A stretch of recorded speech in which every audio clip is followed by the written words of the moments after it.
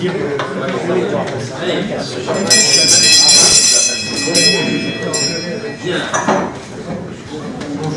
Bonjour à tous pour cette première séance de l'année universitaire qui débute. Nous n'avons pas chômé, pour ceux qui ne le savent pas, dans les 15 premiers jours de septembre, puisque nous sommes allés à Lyon, et je voudrais remercier ici publiquement M.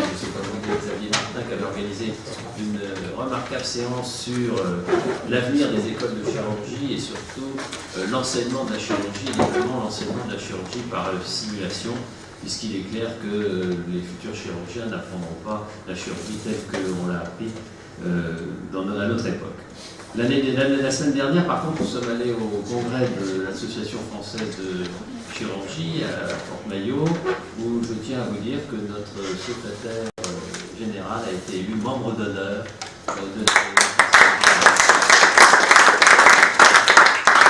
Pour débuter notre année scolaire, nous allons donner la parole à Gérard Pascal qui nous fasse le point sur le procès-verbal de la séance qui a eu lieu le 20 juin sur la chirurgie endocrinienne sous la modération de Éric Mirail et de Fabrice Ménégo.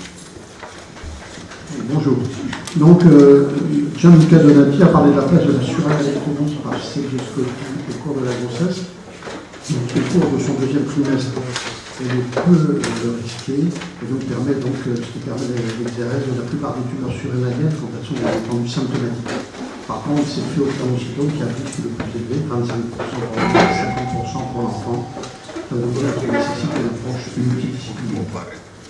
Fabrice Ménégo, quand le phéochromocytome est détecté au troisième trimestre, nous devons essayer de stabiliser la pression artérielle avant d'arriver à la séparation.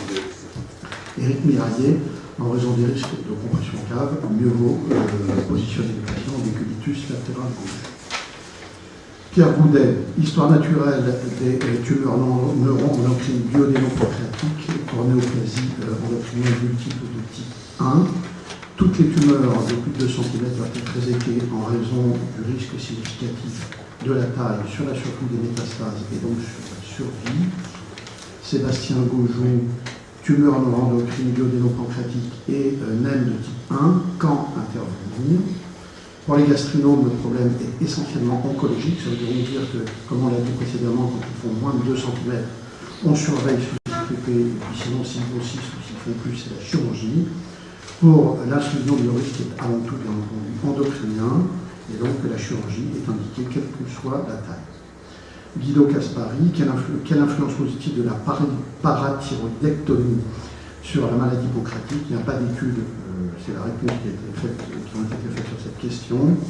Gérard Pascal, rôle du PET scan pour la détection des adénopathies, cet examen en fait est peu sensible. Bernard Monroy a souligné le rôle de l'académie, son rôle scientifique pour faire diminuer la mortalité de 10% après chirurgie pancréatique. Et Fabrice Ménégo, donc après énucléation pour même 1 qui, comme vous le savez, ont une survie qui est longue, la mortalité n'est pas acceptable et sa principale recommandation, reconnue par l'ensemble de la communauté, c'est qu'il ne faut pas faire d'énucléation pour les tumeurs qui sont situées à moins de 2 mm du versant. Jean-Christophe Diffante, où en sommes-nous dans les indications chirurgicales des cancers différenciés de la thyroïde? C'est d'après une analyse des nouvelles recommandations américaines, American Thyroid Association. Donc en cas de suspicion de cancer, la thyroïdectomie totale reste préférée à la lobectomie, mais sans aucun niveau de preuve pour trancher sur cette question. Il en est de même d'ailleurs pour le curage systématique. Et pourquoi? Parce qu'en fait 90% des cancers guérissent, ce qui donc ne permet pas de faire un cut-up entre les deux. Éric Miraillet, le diagnostic avec le patient doit être clair. Ça veut dire qu'après l'ovectomie, si on fait ça, il faut bien entendu informer sur la possibilité d'une totalisation. Fabrice Ménégo, les recommandations de l'Association de l'American Thyroid Association de ne pas intervenir pour des non-invasive follicular thyroid papillary néoplasmes, NIFTP, ne sont pas suivies, y compris aux USA. Richard Villers, quid des procédures en cas de paralysie récurrentielle? En fait, elles ne sont pas très claires en France et même ailleurs, en l'absence de consensus, comme je vous l'ai dit, sur le curage.